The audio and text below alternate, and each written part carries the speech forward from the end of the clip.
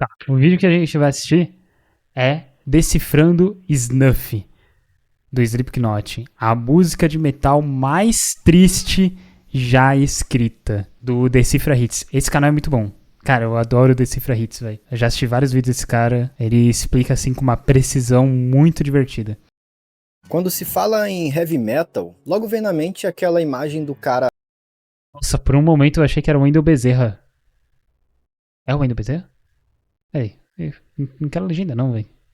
casca grossa, que ouve um rock pesadíssimo e é praticamente inabalável. Mas quando um dos maiores nomes do gênero faz uma canção tão triste que faz o próprio autor desabar em lágrimas, é sinal de que ela esconde em si algo muito mais pesado do que você poderia imaginar. Hoje eu vou te Caraca, velho, o ator ficou chorando? Eles trataram como se fosse uma Barbie, e você sabe o que crianças fazem com suas Barbies. Eu não sei o que crianças fazem com a Barbie, mas eu imagino que seja horrível. Deve ser que nem a Barbie louca do filme da Barbie. Ai, tenebroso, mano.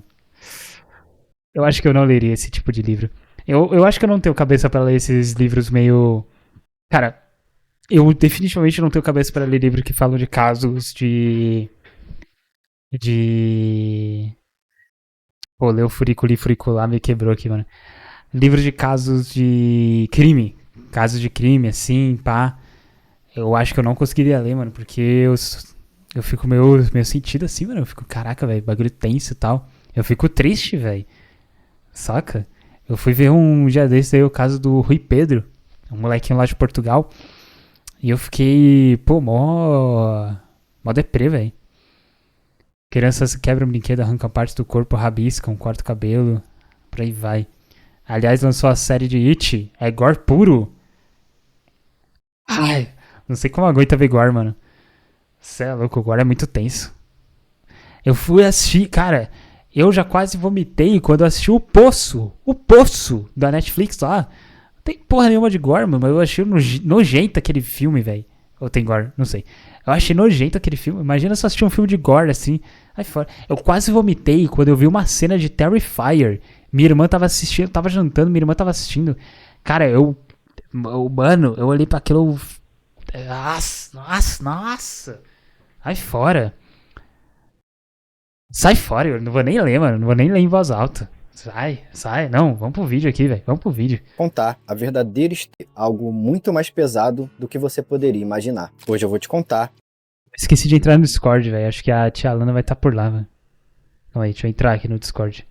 a verdadeira história por trás da música Snuff do Slipknot. Eu sou o Guilherme e você está no Decifra Hits.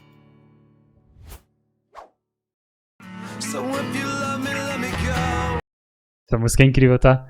Nossa, eu toco ela no violão. Mano, sempre que eu toco essa. Cara, sempre que eu toco essa música no violão, eu encarno assim a tristeza em pessoa, mano. A tristeza e a raiva também, mano. Essa música. Nossa, como essa música é gostosa de tocar, velho. Como essa música é gostosa de cantar. Como essa música é deprê ao mesmo tempo. Pô, é surreal, mano. É surreal, de verdade. Tem vezes que o metal não precisa ser pesado para ser pesado. Esse é o caso da música Snuff, criada por Corey Taylor, vocalista do Slipknot. Graças ao seu enorme talento, o Corey conquistou uma carreira de sucesso, muito prestígio e uma legião de fãs fervorosos. Mas ainda assim, ele convivia com uma dor tão forte que conseguia ofuscar tudo isso, a ponto de fazer ele quase desistir da vida. Depois desse momento sombrio, ele simplesmente criou a música de metal mais triste de todos os tempos, fazendo inclusive muitos o acusarem de ter traído o Slipknot por ter feito uma canção melancólica demais para a banda. Apesar de ter dividido Oxi, tem essa, velho? A banda, só porque a banda de metal não pode ter uma canção melancólica? Você é louco, mano. Pô, tem que ter mesmo, tem que ter umas vibezinhas diferentes. E essa é a música real, mano. Essa música é a mais diferente do Slipknot. Eu não escuto tanto, né? Eu não sou tão fã do Slipknot assim. Mas tem algumas que eu gosto, umas. Tipo, Before I Forget. É. Pesadão. Eu gosto dela porque tinha em algum Guitar Hero que eu jogava tinha essa música. Eu achava ela extremamente divertida de tocar. E aí eu me viciei nela. Mas eu gosto também da Snuff, que eu acho ela. O contraste que ela tem com a banda é fabuloso. Enquanto a maioria das músicas são tipo pauleira pura ali, rockzão pesado, bateria de fundo, o cara gritando. com voz gutural, né, claro, que eu não sei fazer. E nem pretendo fazer porque vai estragar minha garganta, porque eu não sei fazer. E aí tem esse contraste do Snuff, que é uma música muito mais calma, mais acústica, assim. E ela até tem uma partezinha ou outra aí que ela deixa um pouco mais intensa num clima metal. Só que no geral ela é uma música triste. Então esse contraste pra mim é fabuloso. Mostra que a banda ela consegue abranger múltiplas coisas. É que nem Linkin Park. Pô, Linkin Park é fabuloso, cara. Eles conseguem misturar diversos gêneros de música no seu álbum, mantendo uma essência de que eles são o Linkin Park.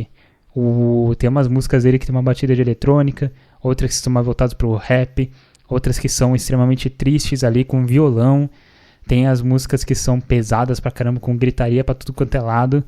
Então você ter essas nuances ali da banda, ela conseguir trabalhar diversos ritmos, diversas coisas, mostra o quão ecléticos eles podem ser. E isso é fabuloso. Eu acho que os fãs deveriam adorar mais se a sua banda ela consegue mostrar um nível técnico tão bom que ela pode fazer outros tipos de som, tá ligado? Devido a alguns fãs inicialmente, ao longo dos anos, Snuff se tornou uma das músicas favoritas do público, mas não exatamente pelo significado que o Corey tinha em mente. Na verdade, o significado de Snuff é muito mais profundo, envolvendo inclusive a morte de alguns integrantes da banda e um grande trauma no passado do vocalista. Era o final de 2007 e os membros do Slipknot já tinham começado a trabalhar no próximo álbum da banda, All Hope Is Gone, que sairia em agosto do ano seguinte. E, como era de costume, o baterista Joey Jordison e o baixista Paul Gray se encarregaram de escrever as músicas, enquanto cada um dos outros integrantes colaborava com as suas ideias. Mas, no caso de Snuff, a música tratava de algo tão pessoal para o Corey Taylor que ele decidiu trabalhar nela na mais absoluta intimidade. Enquanto estava sozinho na cozinha da casa dele, ele começou a escrever essa dolorosa canção. Depois, ele gravou o arranjo da música, apenas com a voz e um violão. E em seguida, ele apresentou a sua nova canção para Joey e Paul, sem a mínima pretensão de que eles a incluíssem no álbum. Mas o Joey tinha outros planos, como ele mesmo contou numa entrevista. Quando Corey apareceu para ouvir as músicas que Paul e eu estávamos trabalhando, ele me mostrou essa gravação. Depois, sem avisar, voltei ao estúdio tarde da noite e coloquei a minha bateria por cima. Quando ele ouviu no dia seguinte, começou a chorar. Essa é a obra-prima do Corey. Só que, para um álbum com... Caraca, que insano, né, mano? Pô. Ou, vocês têm o dom da composição de música? Tipo, só escrever a letra ali. Yuri, eu lembro que já mandou uma letra ali que ela tinha composta. Mas e tu, Tokito, você tem esse dom, cara, de compor músicas? E o resto aí, se quiser responder também, não sei quem vai assistir. Quem vai assistir no YouTube também, manda no comentário. Eu não tenho, cara. Eu já tentei assim, mas eu tenho meus bloqueios criativos que não me permitiram criar músicas. Pelo menos não músicas que eu falava, eu olhava e falava, pô, isso daqui tá bom. E além de você conseguir fazer a letra, o arranjo, tu consegue criar, velho? Não só a letra como o instrumental. Ah, aí, já respondeu minha pergunta. Obrigado, Tokito. Pô, da hora, mano. Da hora, velho, que você consegue. É insano, mano. Quem sabe aí você não pode virar um compositor famoso. Mandar suas músicas, sei lá, pro Spotify. Aí, ó. É um futuro possível, não? Você já tem aula de canto, você toca 1001 instrumentos, você pode ser o próximo Ed Sheeran. O Tokito Sheeran. E aí, ó. Hã? Desenrola isso aí, pô. Como All Hope Is Gone, que trazia sons pesadíssimos como Psychosocial, Dead Memories e Sulfur.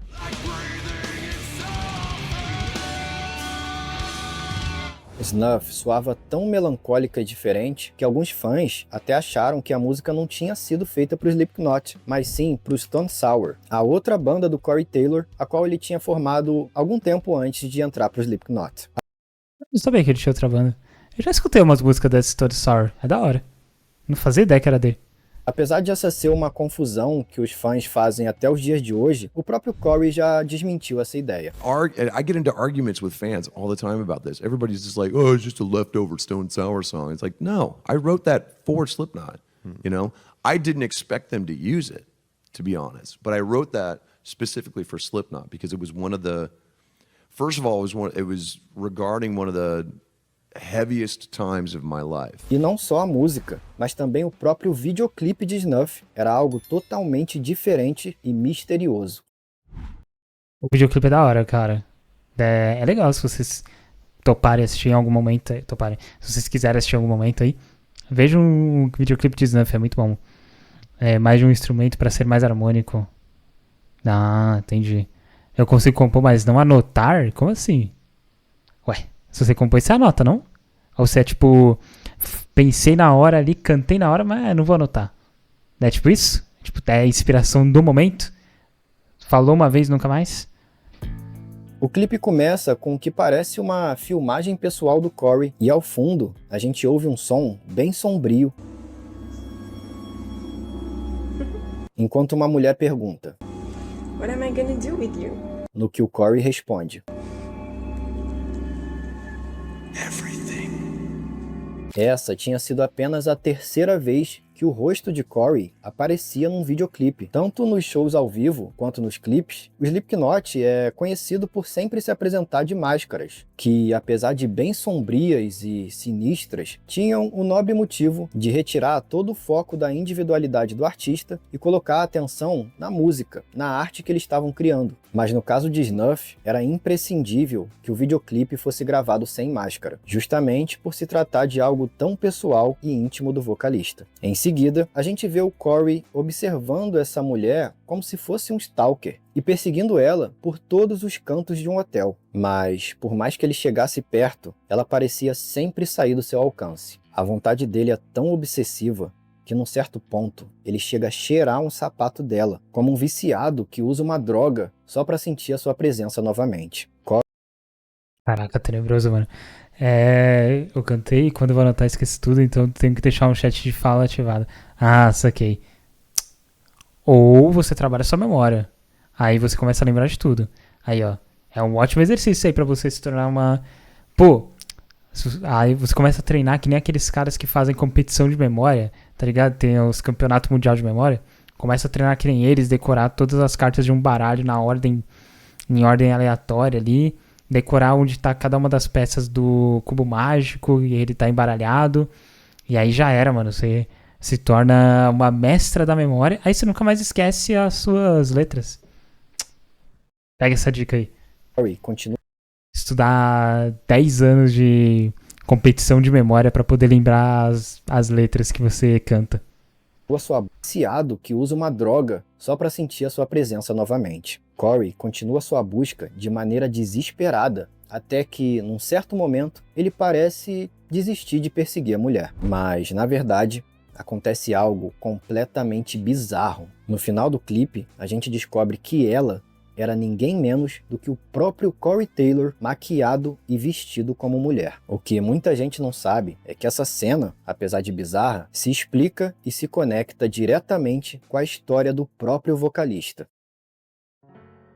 Corey Taylor teve uma infância bastante conturbada. Sem um pai por perto, ele foi criado apenas pela mãe, que dificilmente conseguia um emprego e, por isso, vivia sendo despejada dos imóveis que eles alugavam. Crescendo num lar tão instável, Corey bebeu pela primeira vez aos 5 anos de idade, e aos 10 anos ele começou a fumar maconha. Caraca, mano. Imagina tu já começar a tomar seus primeiros goles de álcool aos 5 anos de idade. Tá maluco, velho? Cara, quando... Meu Deus. A primeira vez que eu bebi foi por volta dessa idade também, mas foi porque eu achei que era um copo de Fanta-uva. Aí eu tomei um troço, uma bitoca aqui do vinho. Aí eu falei, nossa, que bagulho. Nossa, essa Fanta-uva tá podre. Aí minha mãe, meu Deus, não. Tirou da minha mão instantaneamente, tá ligado? Era uma festa assim de família, então o copo acabou ficando ali na mesa. Eu achei que era Fanta-uva e fui tomar um gole, né? Porque eu queria tomar rapidinho ali pra voltar a brincar. Nossa, velho. É horrível, mano. Mas 5 anos você tem o paladar assim que você gosta de coisinha doce.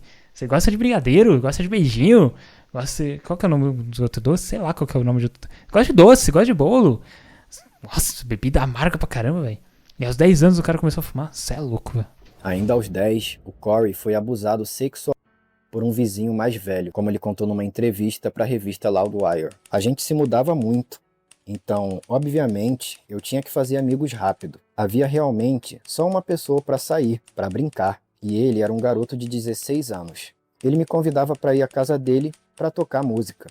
E um dia, isso acabou virando outra coisa. Depois do abuso, o adolescente intimidou Corey, dizendo que machucaria ele e a mãe dele se ele contasse para alguém uma palavra sequer do que havia acontecido. Situações como Caralho, velho. essa, apesar de repugnantes, infelizmente são bem comuns. Por isso que é muito importante que os pais conversem com as crianças desde cedo sobre a proteção e os limites do próprio corpo. Sejam abertos com seus filhos, conversem com eles e estejam sempre atentos com parentes e amiguinhos mais velhos. Infelizmente, esse não foi o caso com Corey, e a partir daí, a sua vida Pô, cara, pior que é um negócio que acontece. Tipo, aconteceu com o Corey Taylor, aconteceu com o Chester do Linkin Park também, desses abusos aí. Você é louco, mano. Deve ser um bagulho muito traumático, né? Deve ser um negócio extremamente traumático isso acontecer, velho. foi ficando cada vez mais complicada. Aos 13 anos, Corey começou a consumir cocaína e metanfetamina. E aos 15, ele teve uma overdose enquanto estava numa festa. Ao invés de levar ele para um hospital, seus amigos o carregaram até uma lixeira e o jogaram lá dentro, achando que ele estava morto. Até Caralho, mano, que filha da puta, velho. Porra, mano, imagina você tá lá mó de boa. Não, mó de boa não, você teve uma overdose. Tem uma overdose, aí tu acorda no meio do lixo, mano. Porque teus amigos, super entre aspas, te tacaram na lixeira. Porra! Com amigo desse que precisa de inimigo, né, velho? que, no meio da madrugada, o Corey acordou e descobriu que eles tinham levado vários pertences dele, inclusive sua camisa e até mesmo seus tênis. Ele teve que escalar para fora da lixeira e caminhar descalço por mais de 20 quilômetros até chegar em casa. Depois disso, o Corey foi morar com a avó dele em Des Moines, Iowa, na tentativa de se afastar dos problemas. Mas isso, infelizmente, também não deu muito certo. Foi lá que o Corey chegou no que ele descreveu como o momento mais baixo da sua vida, no meio de uma forte Caraca, ele ainda não tinha chegado no momento mais baixo? depressão. Ele tentou deixar esse mundo. Naquele momento, o Corey estava sozinho em casa, mas, por sorte, a sogra dele decidiu passar por lá só para ver como que ele estava. Ela o viu inconsciente no chão, conseguiu resgatar ele e levar ele para o hospital. Foi apenas na música que ele encontrou uma válvula de escape mais saudável. Aos 19 anos, ele fundou a sua primeira banda de rock, o Stone Sour. E em 1997, aos 24 anos, Corey Taylor foi convidado para o Slipknot para substituir o antigo vocalista Anders Kosefne, permanecendo na banda desde então. Mas, apesar de ter dado uma segurada nas drogas, Corey agora tinha desenvolvido um problema muito sério com o álcool. Eu era um alcoólatra completo. Eu queria ficar bêbado para poder fazer merdas horríveis por causa da minha falta de autoconfiança. Quando você bebe tanto álcool assim, você já não sabe mais quem você realmente é. Existe algo dentro de você que é vazio. E como resultado... Ou pior que álcool assim, velho, é um negócio que eu tenho... Não é medo, mas eu tenho um incômodo. Tipo, eu escutei já bastante histórias sobre alcoolismo, os alcoólatras e tal, e como eles se comportavam com uma determinada quantidade de álcool, assim. E eu sempre tive um receio de beber, porque eu falei, mano, imagina se eu bebo e me torno desse jeito. Então, eu sempre, não sempre, assim, mas muitos momentos da minha vida eu procurei me afastar ao máximo do álcool. Hoje em dia eu não bebo nada, não tenho vontade nenhuma de beber. Os momentos que eu bebi na minha vida foi... tô com os amigos aqui, quero provar, dar curiosidade, pá. E aí eu ficava tipo, mano, não quero beber, não quero álcool. E eu me desliguei pro completo do álcool e eu falo, mano, o máximo possível longe eu quero me manter do álcool por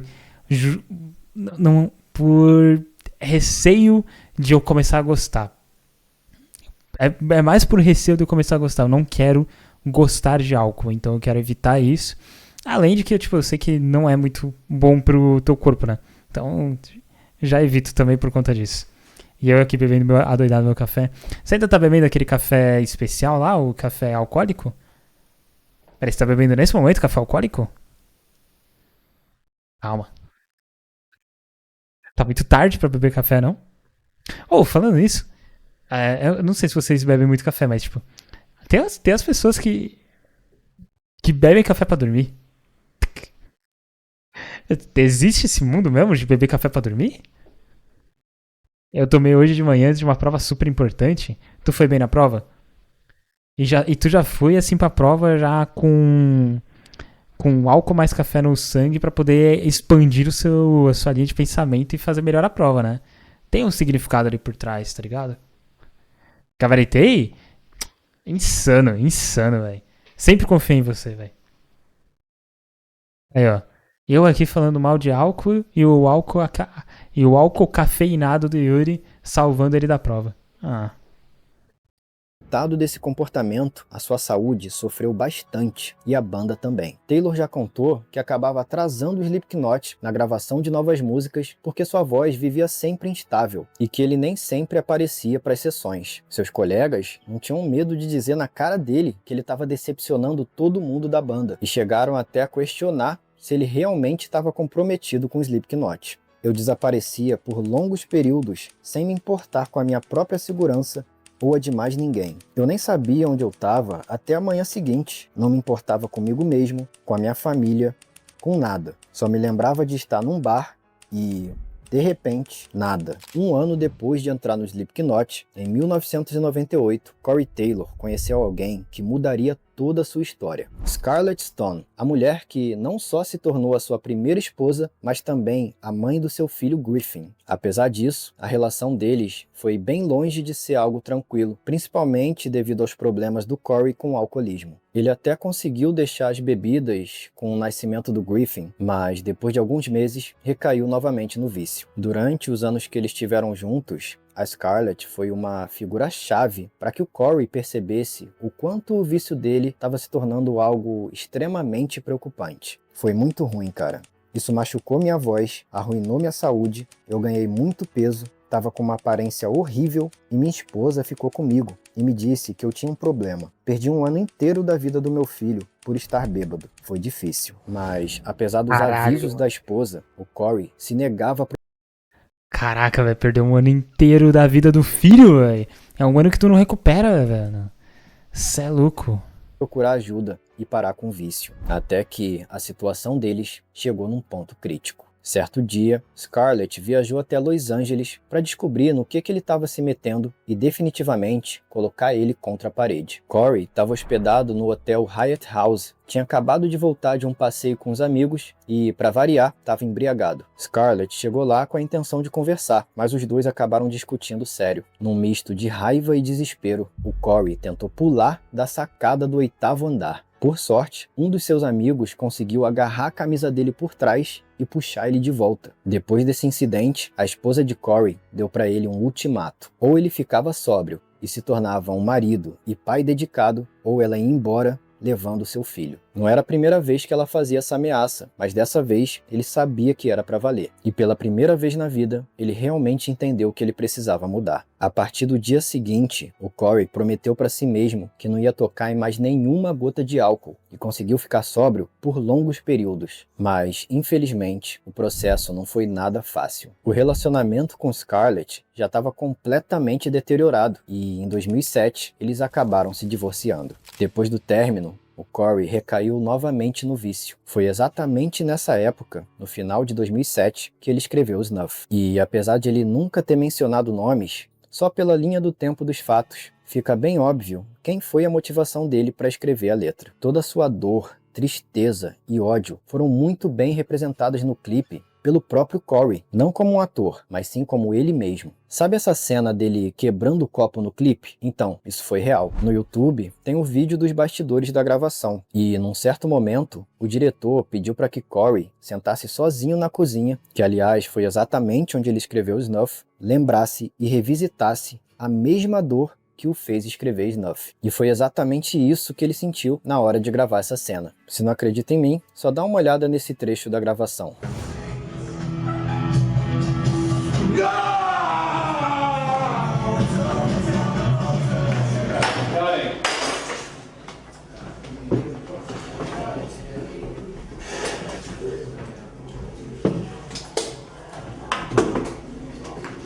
Quebrar o copo também simboliza quebrar o vício que destruiu seu relacionamento e quase acabou com a sua vida. Caraca, mano. Ou esse negócio de atuar é foda, né, velho? Tipo, tá certo que ele que viveu tudo isso, mas parando aqui pra pensar no negócio de atuação. Você tem que entrar na pele do personagem, sentir toda a dor que ele tá sentindo, sentir tudo o que ele viveu naquele momento. Mano, quem consegue fazer esse papel de atuação muito bem, eu vejo que é uma habilidade incrível. Tipo, é um outro patamar, mano. Você conseguir entrar nessa ideia 100%, entrar na cabeça 100% do personagem. Nossa, que bagulho foda, velho. E sim, você contou que abandonou o grupo de jovens, mano. E aí, como é que tá? Como é que passou esses últimos tempos sem estar no grupo de jovens? Ainda continua achando que tá tudo certo? Tudo bem? Foi a melhor coisa que você fez ou mudou a opinião? Snuff é uma palavra que não tem tradução direta para o português, mas se refere ao ato de apagar uma vela usando algo para abafar sua chama, tipo os dedos. E como conta o próprio vocalista, tudo que ele diz na letra foi baseado nas suas próprias experiências pessoais. Mais uma vez, sem citar nomes, é sobre alguém que me ajudou muito e eu achei que ela sentiu o mesmo que eu, mas no fim me decepcionou bastante. Ao mesmo tempo, foi bom que isso aconteceu, porque foi um empurrão final que eu precisava para me descobrir. A letra é bem autoexplicativa.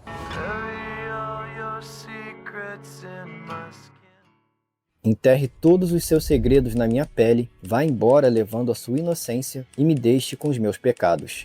Isso reflete um relacionamento desigual, onde ela compartilhava tudo com Corey, se desfazendo do peso dos seus segredos, cobrava que ele mudasse, mas não se colocava à disposição para ouvir ele desabafar sobre os segredos dele, o deixando se afogar na própria escuridão. O ar ao meu redor ainda parece uma prisão, e o amor é apenas uma camuflagem para o que novamente se parece com raiva. Corey se sentia emocionalmente preso, ao mesmo tempo que a amava, não conseguia se abrir para se conectar completamente com ela. Dessa forma, o que era apenas amor passa a ser um misto de sentimentos de amor, frustração e raiva. It comes from that prism of emotion and heartbreak, depression, angst, but then self-awareness to realize that this pain can become something beautiful, you know? And that's really at the heart of everything that Slipknot is, that this pain can become something beautiful. I couldn't face a life without your light. Eu não conseguia encarar uma vida sem sua luz, mas tudo isso foi despedaçado quando você se recusou a lutar. Foi necessária a morte da esperança para deixar você ir. Acredito que ele se sentiu traído por ela não lutar o suficiente para salvar o relacionamento. Mesmo quando ele se dispôs a mudar e largar o vício, ela não se dispôs a continuar do lado dele. A partir daí, toda a imagem perfeita que ele tinha sobre ela foi completamente despedaçada. It was one of those things where it's like you knew you weren't supposed to be together, but there was just something there that felt so good, and when it was ripped away from you, it just felt like there was a hole in your chest, man. And knowing that and having to discard those feelings was tough. Caraca, a letra dessa música é mó... Quanto mais você observa ela, quanto mais você entende ela, mais você vê que ela é pesada, né, velho? Tipo, não... É pesada no sentimento que ela quer passar, sabe? Ela consegue ser densa o suficiente pra te passar todas as emoções que o autor, o compositor dela tava sentindo, tudo que o Corey tava sentindo. Lembrou Melancholy Hill? De quem que é essa música? Eu acho que eu não conheço ela. Então, se você me ama, me deixe ir e corra para longe antes que eu perceba. O meu coração é simplesmente escuro demais para se importar. Eu não consigo destruir o que não existe. E, numa demonstração de amor sincero, ele pede que a sua amada vá embora, pois a última coisa que ele quer é projetar os seus pensamentos sombrios e destrutivos nela. Tá, mas agora você deve estar se perguntando, e como que o Corey, maquiado e vestido como mulher, se conecta com tudo isso? Então, acontece que, apesar do Corey ter se comprometido a mudar depois daquele incidente do Hotel Hyatt, simplesmente parar uma vida inteira de vícios autodestrutivos sem apoio psicológico não é uma tarefa nada fácil e trouxe para ele graves danos psicológicos. O primeiro ano em que eu fiquei sóbrio provavelmente foi o pior da minha vida. Meu sistema imunológico estava destruído. Eu afastei minha esposa por um tempo e fui um cara egoísta, frio e escroto. Eu me isolei completamente, me sentia fraco o tempo todo. Eu não sabia quem eu era. Às vezes, você se define pelos seus vícios. E eu era o cara que estava sempre pronto para sair e encher a cara. E de repente, eu tive que descobrir quem eu era sem isso. Ou seja, essa cena reflete toda essa perda de identidade causada pelo vício. The man is so lost without that other person that he becomes that other person. Por ser compulsivamente apaixonado por Scarlett, ele a persegue por todos os cantos. Mas, como agora ela é somente uma lembrança, ele nunca consegue alcançar. Corey Taylor acreditava que a única forma dele ser feliz era encontrando a sua amada. Mas, na verdade, o que ele realmente precisava era reencontrar a si mesmo. No dia 24 de maio de 2010, apenas 2 anos após o lançamento de Snuff, a música ganhou um peso inesperado. Paul Gray, baixista do Slipknot, foi encontrado morto num quarto de hotel, vítima de uma overdose. Ver um dos seus melhores amigos sendo levado tão precocemente por causa de um vício fez o Corey Taylor virar a chave, perceber que isso poderia ter acontecido com ele e praticar sobriedade de forma definitiva. Além disso, depois da morte do Paul, Snuff tomou um sentido completamente novo para Corey, que passou a apresentar nos shows uma nova versão acústica da música em homenagem ao amigo.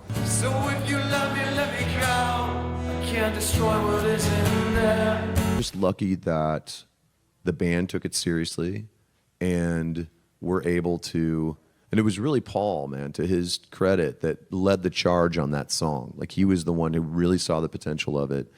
And to this day, it reminds me of him now. It no longer reminds me of the hell that I'd gone through. It reminds me of Paul. I don't care what it meant before. Now, this song is always dedicated to Paul Gray.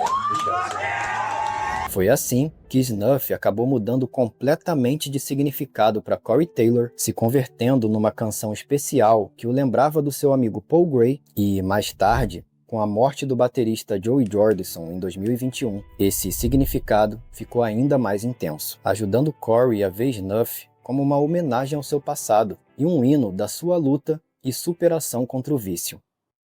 Essa é uma das coisas maravilhosas da música. Por mais que a história seja triste, se você enxergar da maneira correta, vai ser capaz de extrair algo belo que pode acabar salvando a sua vida. Foi exatamente isso que aconteceu com Ed Vedder, o vocalista do Pearl Jam, ao expor os traumas do seu passado, criando a trilogia iniciada na música Alive. Muito top a história também do Pearl Jam, cara. Eu curto pra caramba essa música e toda a história por trás do vocalista ali. É insano, mano, é insano. Se quiser saber mais sobre essa história, é só clicar nesse vídeo que tá aparecendo aqui em cima.